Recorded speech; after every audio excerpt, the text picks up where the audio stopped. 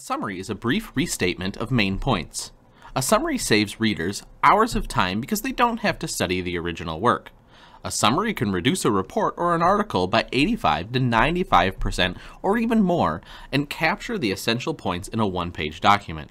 Moreover, a summary can tell readers whether they should even be concerned about critical information that they come across.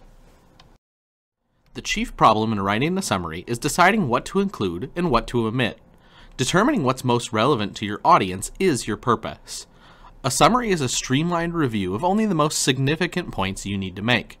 Make your summary lean and useful by briefly telling readers the main points, your purpose, scope, conclusions, and recommendations. A summary should straightforwardly and accurately answer readers' two most important questions. First, what are the findings of the report or meeting? And two, how do the findings apply to my business, research, or job? So, what do you include in a summary? I would suggest 4 essential items. Number 1, purpose. A summary should indicate why an issue was written about or what the meaning is. Number 2, essential specifics. Include only the names, costs, titles, places, or dates essential to understanding original work or your main point. Number 3, conclusions or results. Emphasize what the final vote was, what the test results are, or what the proposed solution to the problem is. And fourth and finally, recommendations or implications. Readers will be especially interested in important recommendations, what they are, how they'd be carried out, why they're necessary, or why a plan will or won't work.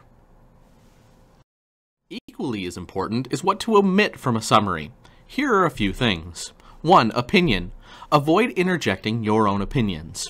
2. New data. Stick to the original information, report, book, or original source data that you're discussing. 3. Irrelevant specifics.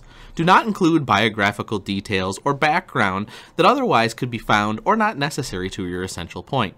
Number 4. Always avoid examples. Illustrations, explanations, and descriptions are unnecessary in your summary work. 5. Background. Introductions can usually be excluded from a summary. 6. Jargon. Technical definitions or jargon in the original document or related to your source work aren't necessary in a summary. And 7th and finally, reference data. Exclude information found in footnotes, bibliographies, appendices, tables, and graphs. So let's talk about preparing a summary. To write an effective summary, you're going to have to proceed through a series of steps. Let's take a look. First, read the material once in its entirety to get an overall impression about what it's about. Become familiar with large issues, such as the purpose or organization of the work and the audience for whom it's written. 2. Reread the material. Read your material a second time and more if necessary. Locate all of the main points. Underline them. To spot all the main points, pay attention to key transitional words. Pay special attention to first and last sentences of each paragraph. Third, collect your underlined material or notes and organize the information into a draft summary. At this stage, don't be concerned about how your sentences read. Use the language of the original document together with any necessary connective words or phrases of your own. 4. Read through and revise your drafts and delete whatever information you can. As you revise, see how many of your underlined points can be condensed, combined, or eliminated. You may find that you have to repeat this step several times. Check your draft against the original for accuracy and importance. Number 5. Now put your revised revision into your own words.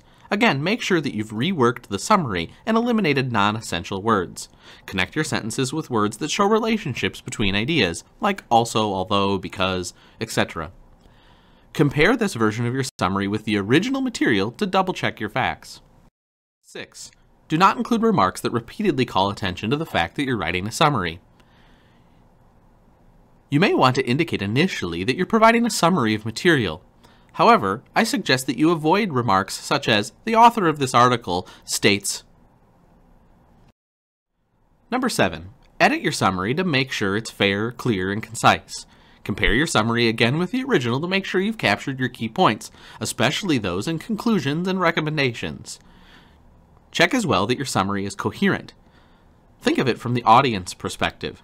Proofread your summary carefully. Last but not least, number 8. Identify the source you've just summarized.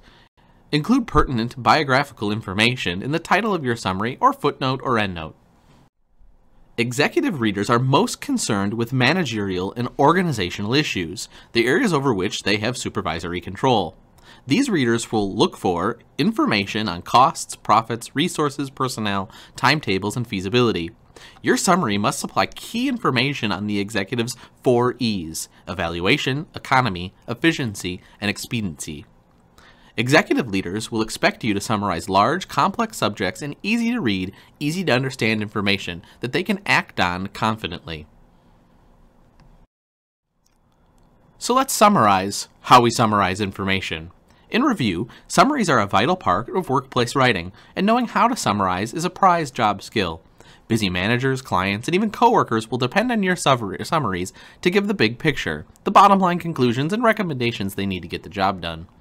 Your summaries must be accurate, concise, relevant, and ethical. The process presented in this presentation for summarizing information will help you write many different kinds of summaries. As the presentation is stressed, you need to be familiar with executive summaries that assist a manager in making good business decisions.